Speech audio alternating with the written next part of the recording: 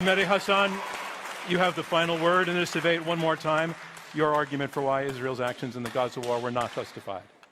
Ladies and gentlemen, were the actions of Israel in Gaza justified?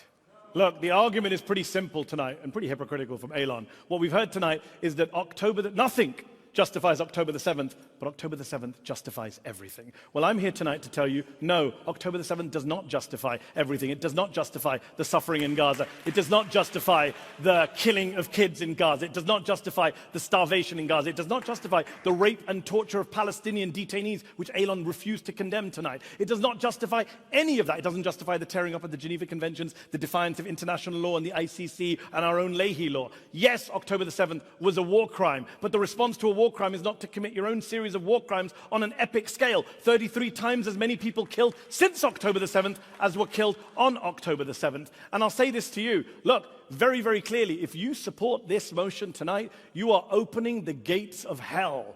Not just in Gaza, but globally, because every dictator and tyrant around the world will say, Israel's actions were justified? Then so are mine. Putin, Assad, Kim, they'll all say, Israel killed kids. Israel killed aid workers. Israel killed journalists. So can we.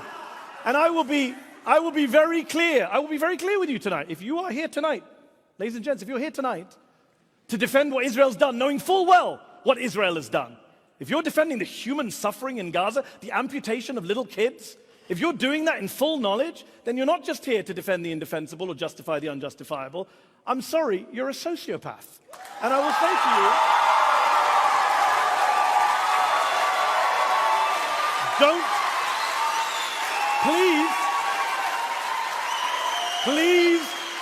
please, don't be a sociopath tonight. Don't support war crimes. Don't defend a genocide. Join me and every human rights organization in the world, every humanitarian aid agency on the planet, every American doctor and nurse who's been out to volunteer in Gaza. Join us in opposing this ridiculous and offensive and horrendous motion. And on behalf of the Al-Dos family, who Eylon clearly doesn't give a damn about, I beg to oppose this motion.